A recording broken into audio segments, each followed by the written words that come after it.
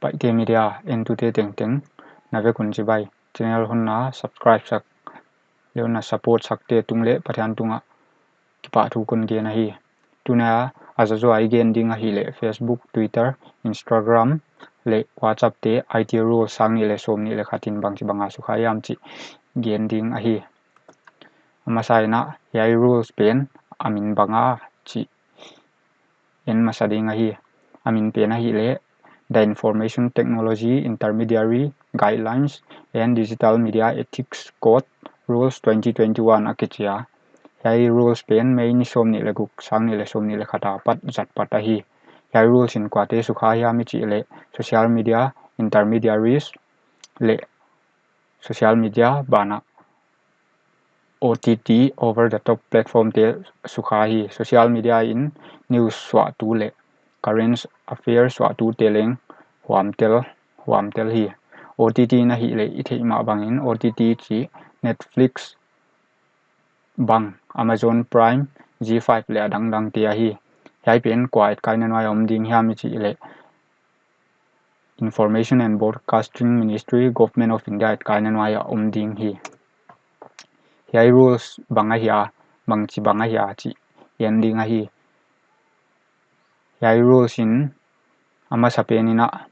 media chini in hian hi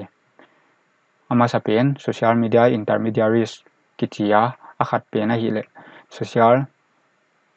significant social media intermediaries akichia hi social media intermediaries ichi china user laksom nga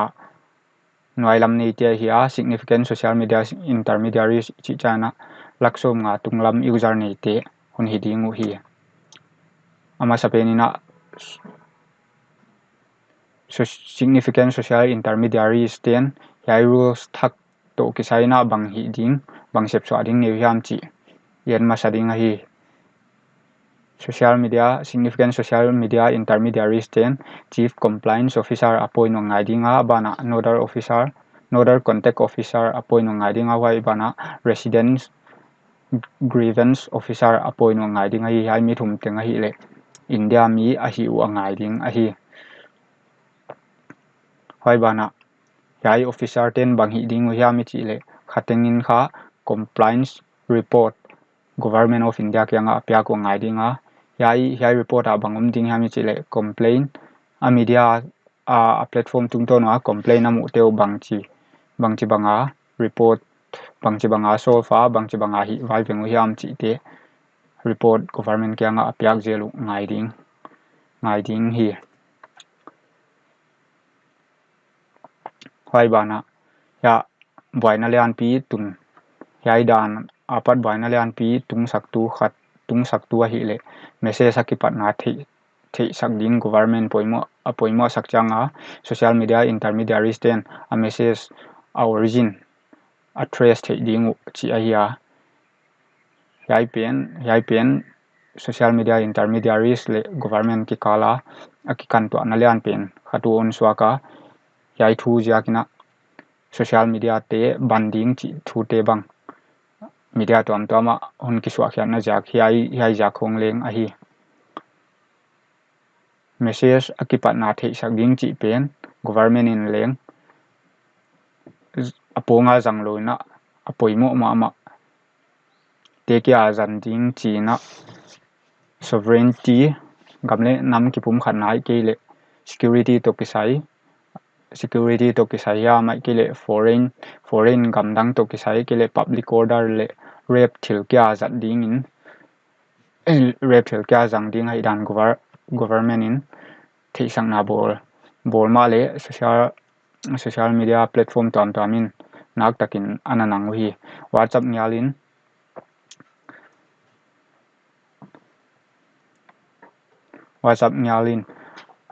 hiai bang jathile government in hiai bang jathile mi teng tunga digital fingerprint koi bang tuka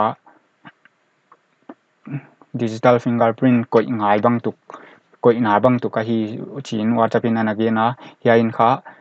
end to end encryption end-to-end encryption wa chapina zat pen yai pen su setting a hi dan le su setting a hi da le su buai ding a hi dan wa chapina na gen hi achi le dena pen social media significant social media intermediaries ya tua social media intermediaries laksom ngan wai lam ten bangchi banga yai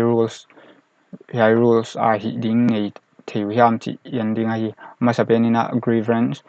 officer appoint ngai ding a mauleng yai pen yai officer te pen yai grievance officer chi te pen a contact detail a website te wa hoi taka attack ya tu ngai ding hi social media intermediaries te le significant social media intermediaries te le attack ya tu ngai ding hi yai ten bang hi ding hiam chi le complain am wa le complain mu hi danu da ka som ni le li sunga acknowledgement thei sakna abol ding chi ya a complain hoi bana a complain mu penu ni som lenga sunga hi veng ding chi a hi private thil a hi le da kar som ni le li sunga a platform apana la kya ai ke le aveng sak ding chi a hi hai bang complain bol thei ding te kwa te hiam chi le mi ama in leng complain a bol thei ding a hi ke le midang sik le tang in leng complain va bol thei ding hi va bol me thei ding hi yai complain au ma ya officer te na sep chwa ke wale bang chi ding hiam chi le safe harbor provision pen hi chi bang media te tunga zat thei lo ding a hi dan government in a rule sa taklang hi hai safe harbor provision chi pen social media intermediaries te veng bit tu dan a hi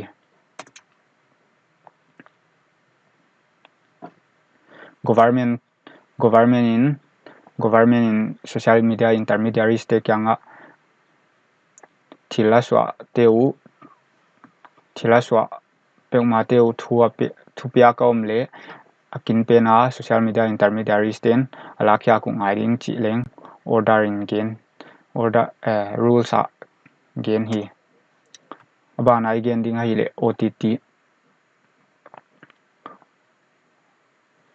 OTT over the top platform a hi OTT dan thaka bang omhiami chi le grievance mechanism level thum bol khya ring cha ya hoi bana movie sai ke le video pen category nga hending ama sapena universal hiya abana UA 7 plus hiya wana UA 13 plus le UA 16 plus bana A adult haite category nga a video ke le a movies bol te wa khenu ngai ding hi ai bana ani na parental lock ko ding chi hiya bana display rating ko ding chi hi display rating ko china user 10 ai nuam lo aki decide the na ding wa ko ding chi da na hi hai tenga ya tu nai gen the mai la mun aleng twa sanga ho izole twa sanga ginazuan ki bol chom jel dinga ina net saka hunna the sak zel ding na into te teng kon nge na hi ki pa